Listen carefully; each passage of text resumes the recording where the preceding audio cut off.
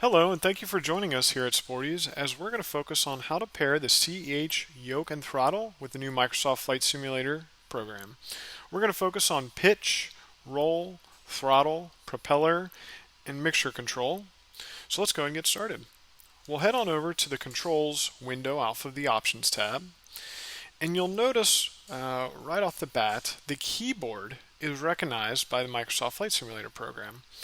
So is our mouse.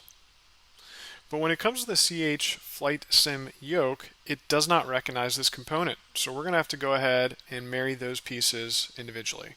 So we'll run a sensitivity test, and I'm going to roll the yoke right now.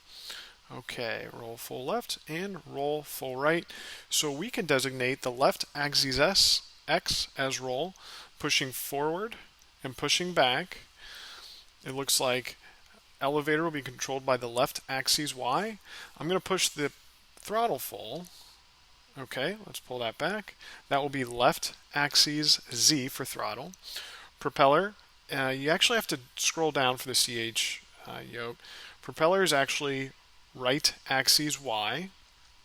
And then lastly, let's go ahead and move the mixture knob, and that will be right axis X. Okay, so we've gone ahead and mapped out the pieces we wanted to focus on today.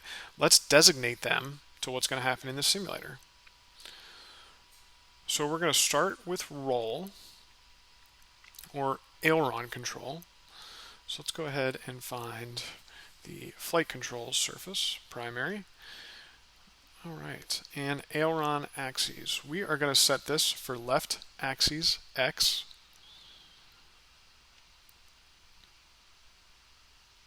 Let's validate it, and then let's test it.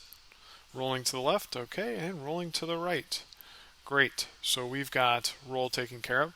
Let's move on to pitch or elevator. We're going to set this for left axis Y based off our mapping earlier.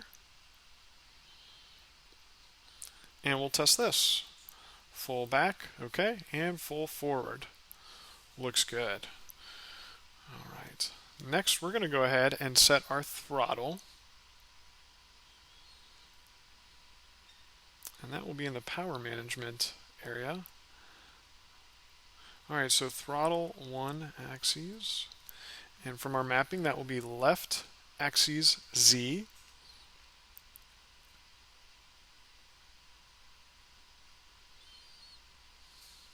Let's test it. Throttle full forward and throttle full aft. Perfect. Next, we're going to go for propeller. And here we have propeller 1 axis. You'll see there are a lot of different options when it comes to designating the propeller. Through my work and use, I've found that the propeller 1 axis is best. And we know this is going to be right axis Y.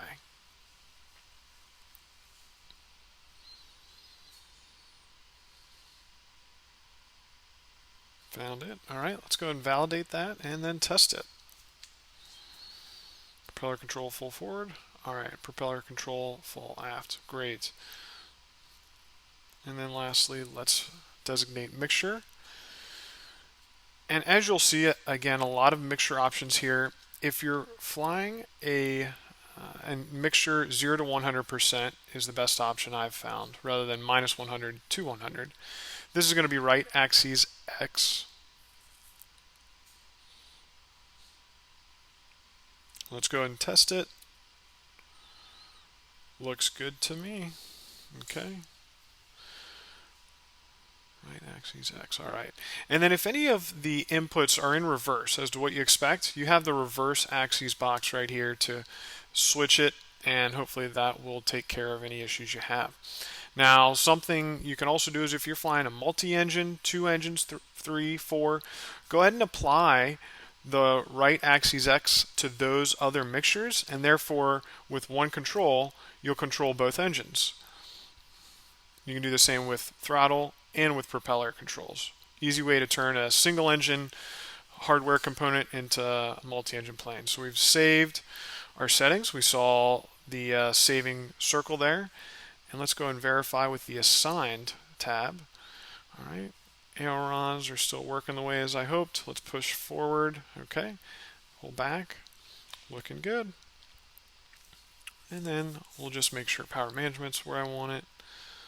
Throttle. Let's go full forward and full back. Looks great. So we've covered everything we wanted to today. We covered roll, pitch, throttle, prop, and mixture controls. We hope this was helpful, and we'll have more videos in the future. We appreciate your time.